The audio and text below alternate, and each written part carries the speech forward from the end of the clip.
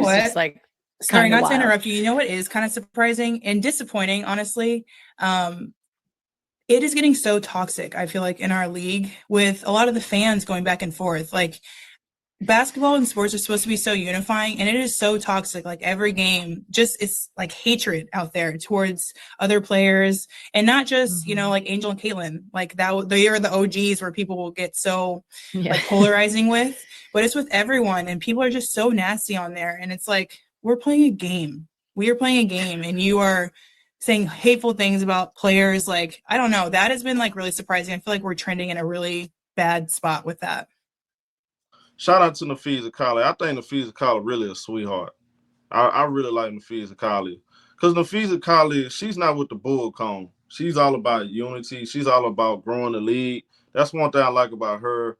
I like about Stewie, Asia. Like, they about unity. Especially, look, I don't want to just like single anybody out, but I want to talk about Fee for a second, because one thing about Fee, she's not choosing no sides. She show everybody love.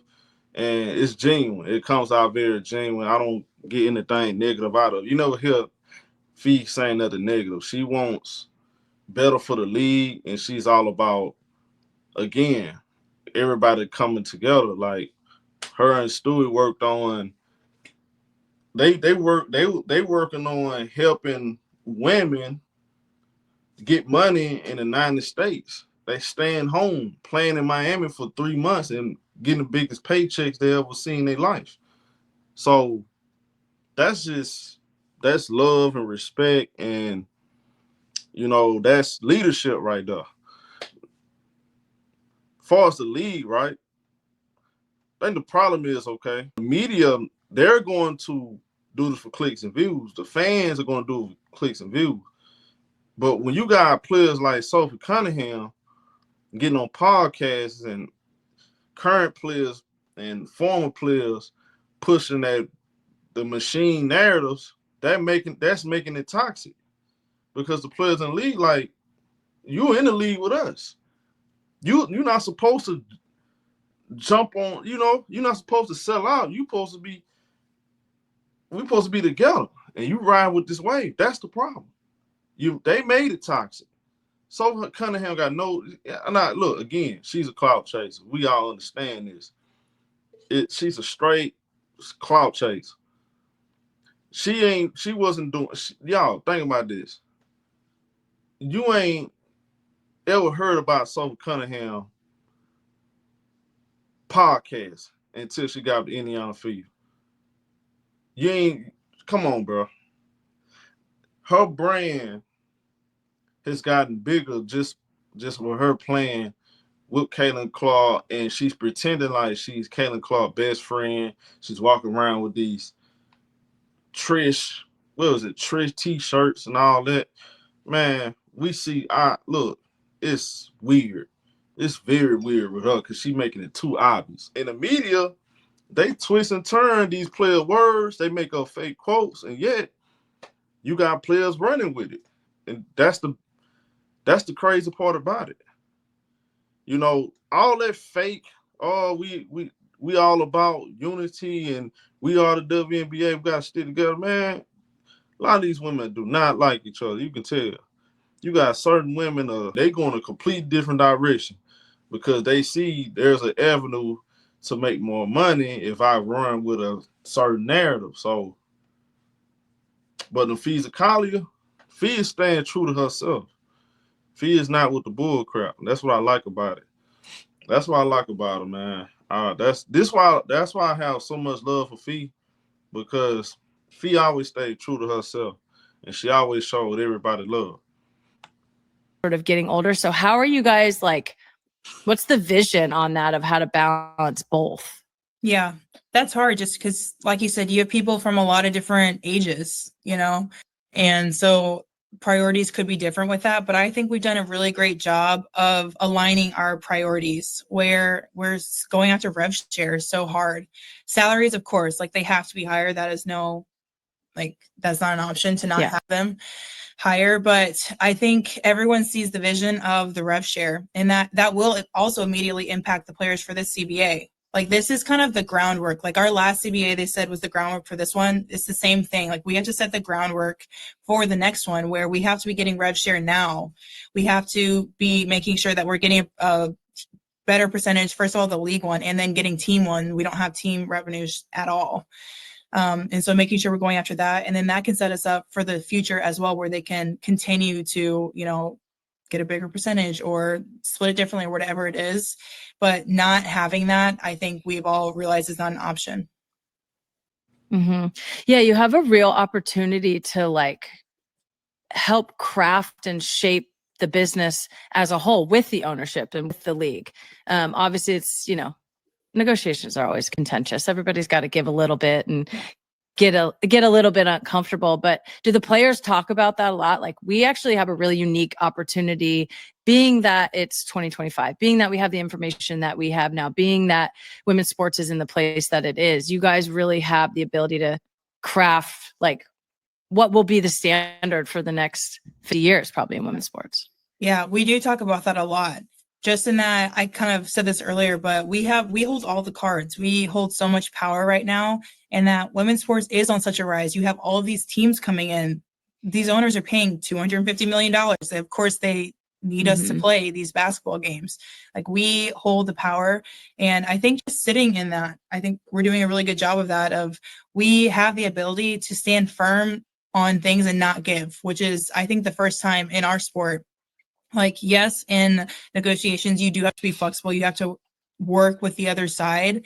But I think for the first time, we're in a place where we can sit back and say no on things that we feel really passionate about. So that feels like a really good place for us.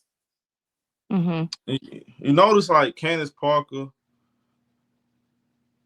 somebody that been around the game for a very long time, right?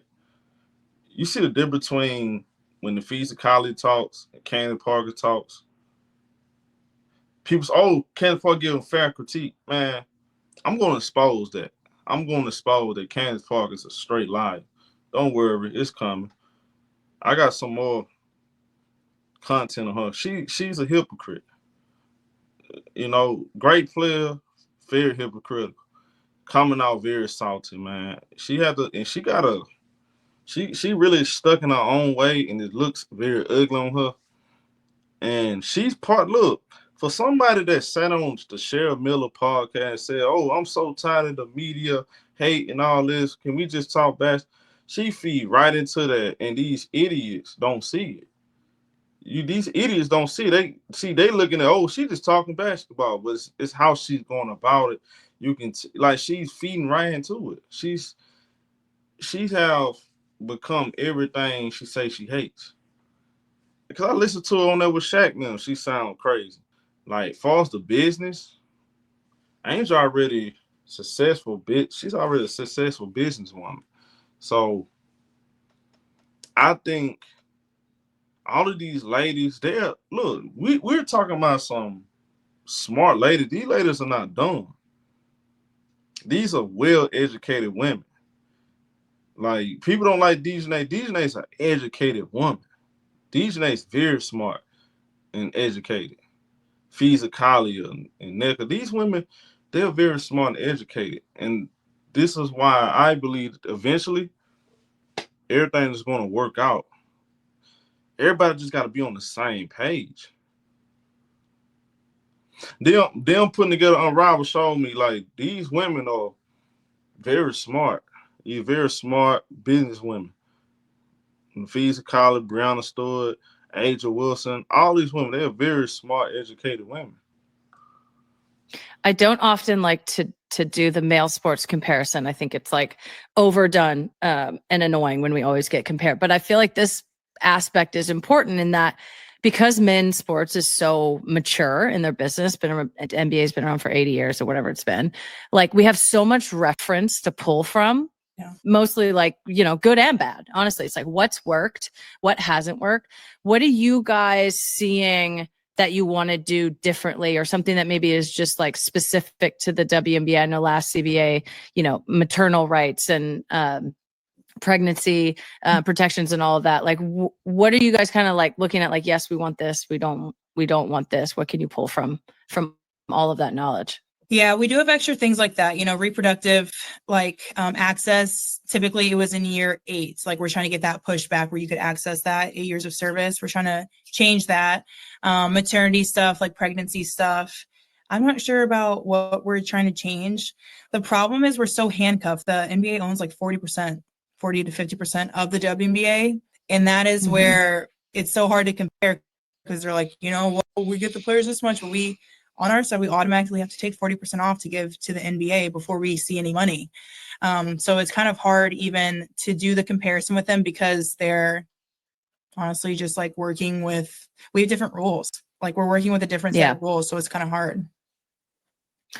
All right. What's the next steps? Like where are we at in negotiations? When's the next meeting? I don't know if it's tabled until after the season is over, and kind of what can people expect coming up in these few months? So, we have a meeting this week or next week with the league. Our PA is meeting with them. I think just taking what we had from All-Star, we're not going to have an opportunity to get all the players like that together again. So that was a really great spot it's just so much faster where you can talk, making surveys or in a group chat. Being in person is so much, you get so much more done. The best. Yes. Yeah. So I think that helped to expedite things. We see where people are at. We got a good groundwork of like what our threshold is for things, and we're going to take that. So I think they meet with them, like I said, this week or next week. And so I guess I'm waiting for that update too about what the next steps are after that. Okay. That'll do it right there. Let me know what y'all think. Napheesa Collier says, because of the fans, the coverage around the WNBA, toxic. We all know this. How do y'all feel about it? Get in the comment section. Light it up. It's your boy Showtime. See y'all next video.